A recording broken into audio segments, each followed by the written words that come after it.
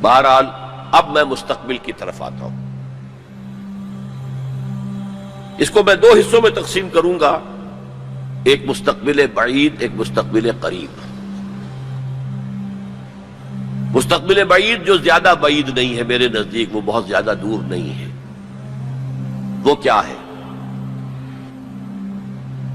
قرآن مجید کے صغرا کبرا سے بھی ثابت ہوتا ہے. پوری وضاحت کے ساتھ قرآن میں یہ نہیں ہے، لیکن صغرا کبرا قرآن میں موجود ہے، جس کا لازمی نتیجہ ہے جو میں ابھی آپ کے سامنے رکھوں گا. اور احادیث نبویہ سے بڑی وضاحت کے ساتھ ثابت ہے کہ قیامت سے قبل پوری دنیا میں، پورے گلوب پر دین حق اسی طرح غالب آئے گا جیسے کہ حضور کی جد و جہد کے نتیجے میں جزیرہ نما عرب میں غالب آیا تھا. قرآن میں صغرا کبرا کیا ہے؟ 3 دفعہ کہا کہ ہم نے بھیجا ہے محمد کو صلی اللہ علیہ وسلم دین کو غالب کرنے کے لیے. وہ آیت میں نے بار بار کوٹ کی ہے. 5 دفعہ کہا ہے کہ ہم نے بھیجا ہے محمد کو پورے عالم انسانیت کے لیے. سب سے اہم آیت ہے سورہ سبا کی نمبر 28 آیت، وَمَا أَرْسَلْنَاكَ إِلَّا كَافَّةً لِلنَّاسِ بَشِيرًا وَنَذِيرًا.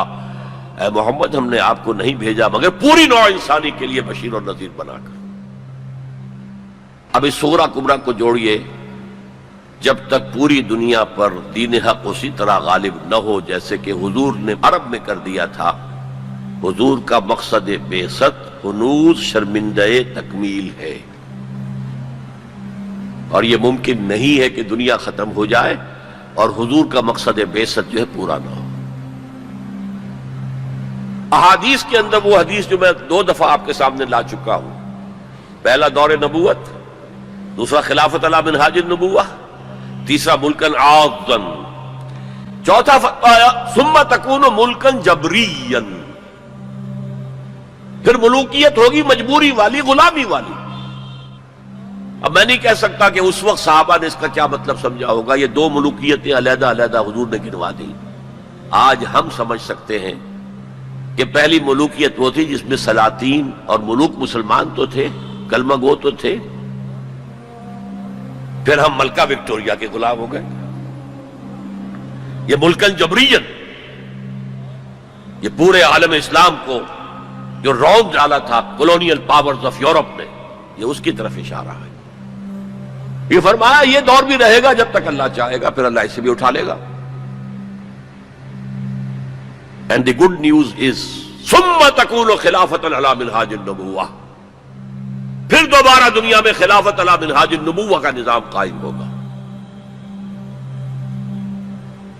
یہ ہے وہ دور جو آنے والا ہے، مستقبل میں آئے گا، لازماً آئے گا. 2 پتنگیں ہیں اڑ رہی ہیں، ان کا پیچ پڑنے والا ہے بہت زبردست. ایک ہے نیو ورلڈ آرڈر جو حقیقت میں جیو ورلڈ آرڈر ہے، ایک ہے جسٹ ورلڈ آرڈر آف اسلام. مقابلہ انہی میں ہونا ہے، اور نتیجے میں بالآخر اسلامی خلافت گلوبل کی طرف تو دنیا جا ہی رہی ہے. گلوبلائزیشن. یہ ملکوں کے درمیان لکیریں تو تقریباً بے ایمانی ہو جائیں گی. ملٹی نیشنلز کی حکومت ہوگی اصل میں، تو باقی حکومتیں جو ہے تو انتظامی قسم کے وہ ایک ریجنز ہوں گے. جیسے کہ پہلی جنگ عظیم سے پہلے پوری امت مسلمہ ایک وحدت تھی. ہاں حکومت یہاں مغلوں کی ہے، وہاں صفویوں کی ہے، لیکن کہیں کسی پاسپورٹ کی ضرورت نہیں، کہیں کسی ویزا کی ضرورت نہیں. کوئی مغرب سے چل کر آتا ہے ابن بطوطہ اور پہنچ جاتا ہے ہندوستان تک، اور یہاں آ کر وزیر بن جاتا ہے. He is not the son of the soil. امت کی وحدت برقرار تھی. یہ امت کی وحدت ختم ہوئی ہے فرسٹ ورلڈ وار کے بعد.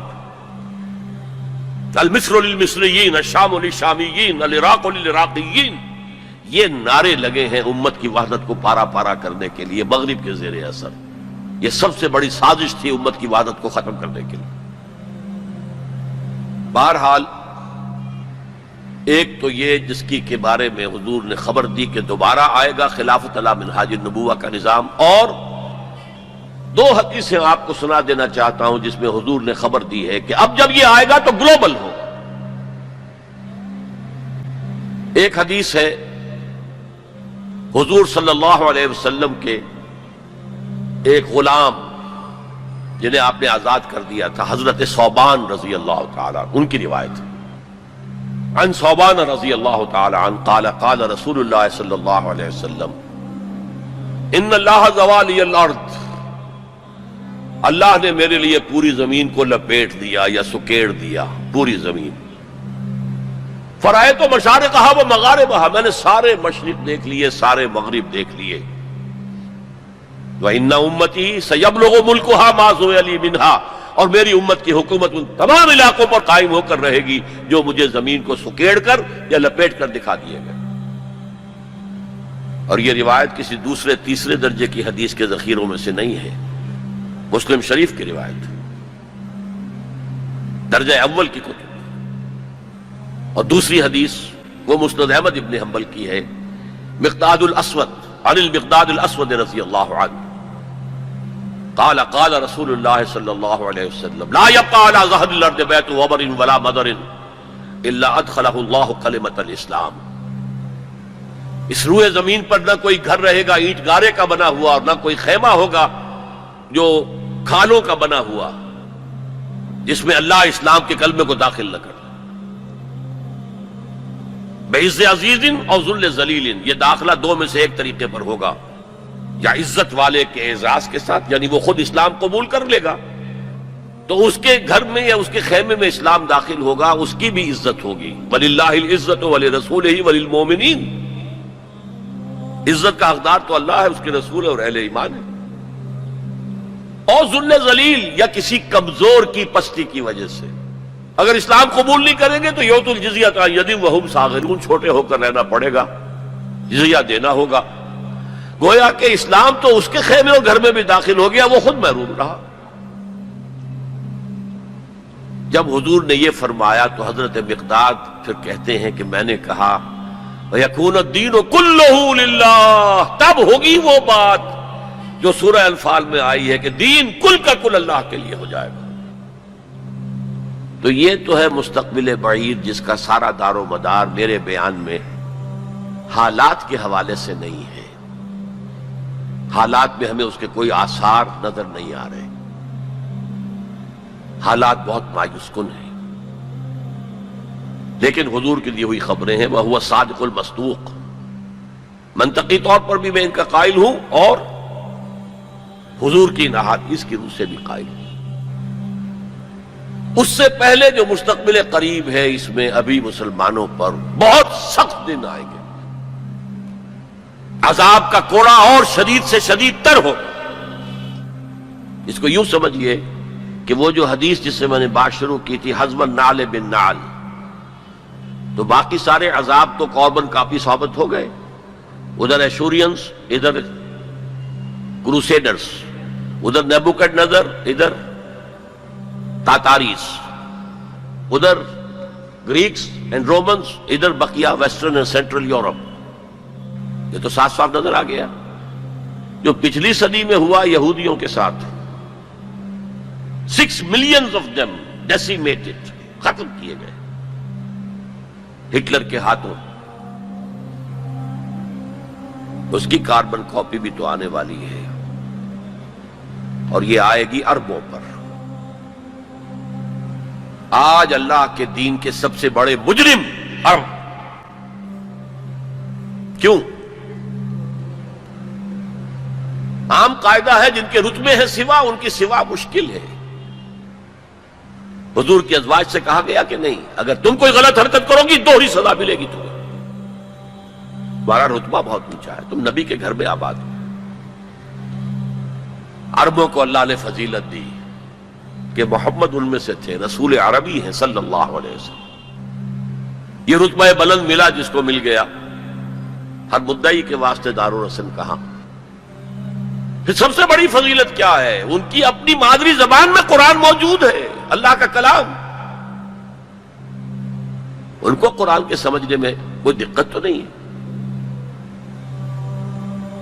یہاں میں تو آپ سے کہتا رہا ہوں عربی سیکھیں، عربی سیکھیں، عربی سیکھیں، تاکہ قرآن کو اس کی اپنی اصل زبان میں اپنی آنکھوں سے پڑھ سکیں۔ وہاں تو ان کو تو ضرورت نہیں۔ پھر بھی ان کا اگر یہ حال رہا کہ جو ملک بھی کولونیل رول سے آزاد ہوا اس نے یا تو اپنا قبلہ کر لیا ماسکو کی طرف اور یا واشنگٹن کی طرف، تو ان سے بڑا مجرم اور کوئی نہیں۔ ایک حدیث میں آیا ہے ویل للعرب من شر اقترب، بہت ہلاکت اور بربادی ہوگی۔ ایک مرتبہ ام سلمہ رضی اللہ تعالی عنہا نے ام المومنین پوچھا کہ یہ جو آپ فرما رہے ہیں کہ اتنی بڑی تباہی آئے گی، اتنے بڑے مسلمانوں کے اوپر برے حالات آئیں گے، تو عرب اس روز کہاں ہوں گے؟ فرمایا العرب یومئذ قلیل، بہت کم رہ جائیں گے، بہت بڑی تباہی آنے والی۔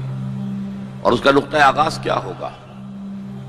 ویسے تو ہے جو کچھ ہو رہا ہے فلسطین میں، اسے وہ 30 کروڑ عرب بھی دیکھ رہے ہیں اور باقی 100 کروڑ مسلمان باقی بھی دیکھ رہے ہیں۔ ٹک ٹک دیدم دم نکشیدم، وہ آئی سی جو ہے وہ بھی زیادہ آئی سی بن کر رہ گئی اور کچھ نہیں۔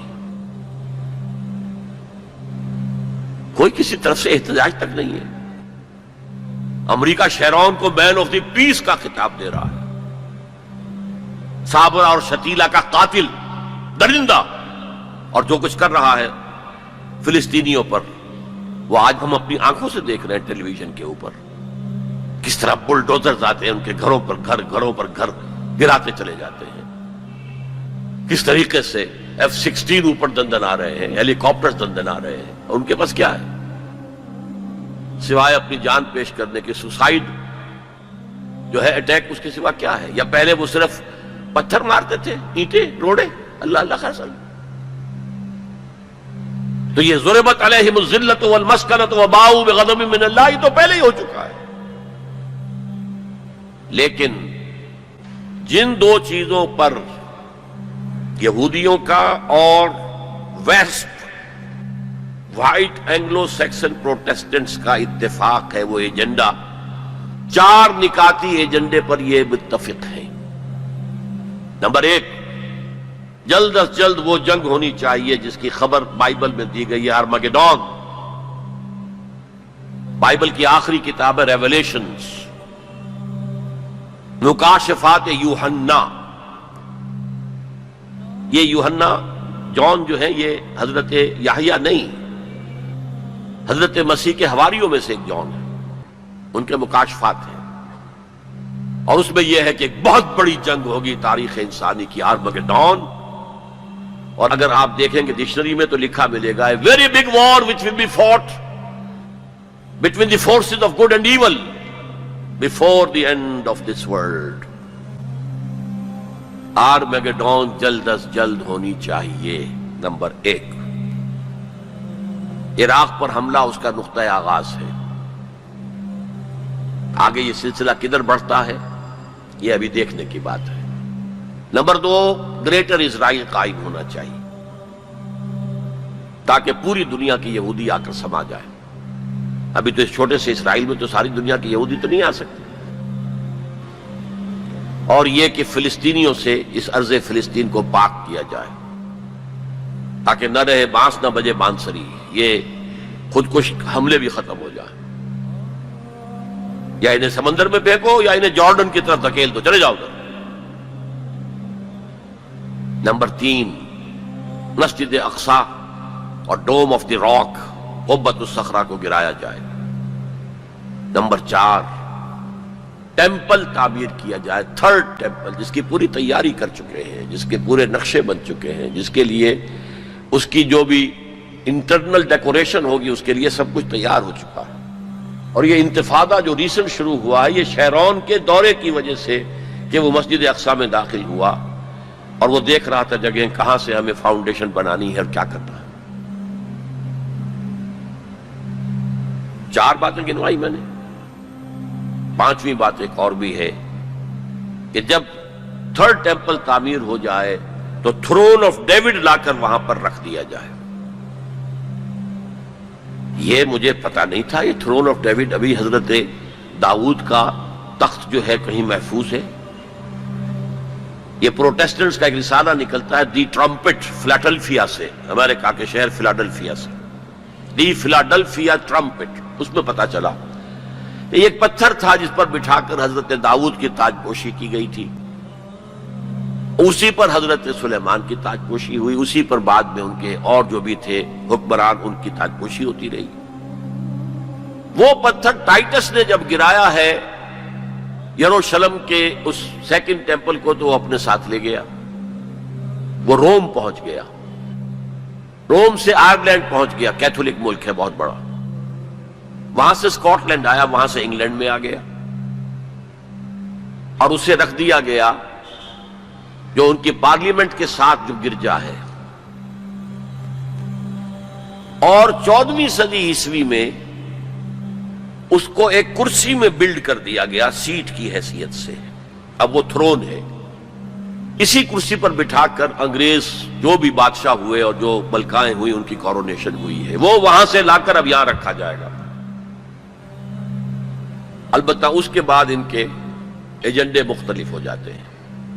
یہودی سمجھتے ہیں ہمارا مسیح آئے گا، وہ اس تخت پر بیٹھ کر دنیا پر حکومت کرے گا۔ اس کے لیے بھی سمجھ لیجئے ان کے مسیحا سے مراد کیا ہے۔ ان کے ہاں چلی آ رہی تھی پیشین گوئیاں کہ ایک مسیحا آئے گا جو تمہارے دلدر دور کرے گا، تمہیں عظمت تک پہنچائے گا۔ وہ حضرت مسیح آ گئے، انہوں نے مانا ہی نہیں، تو وہ پیشین گوئی جو ہے ابھی موجود ہے۔ دی پوزیشن از ویکنٹ، ابھی تک وہ مسیحا نہیں آیا، they are waiting for their مسیحا، اس لیے کہ مسیح کو تو مانا نہیں۔ اور عیسائیوں کا خیال ہے حضرت مسیح کا جو سیکنڈ نزول ہوگا، سیکنڈ کمنگ، تو وہ اس تخت پر بیٹھ کر حکومت کریں گے پوری دنیا پر۔ یہ ایجنڈا ہے۔ کوئی سبب معلوم ہو سکا ہے آج تک کہ عراق پر کیوں حملہ کیا گیا؟ اور کمال ہے کہ اس قوم نے پھر اسی شخص کو منتخب کر لیا۔ 9/11 کس نے کیا اس کی کوئی کبھی تحقیق ہوئی ہی نہیں، روک دیا گیا۔ جب شروع میں تحقیق شروع ہوئی تھی تو پہلے تو بیان آیا تھا بش کا کہ یہ لیک کیوں ہو رہی ہیں چیزیں اس سے، اور پھر سسٹم روک دیا گیا۔ یہ سارا جو معاملہ ہے، history is going towards that direction.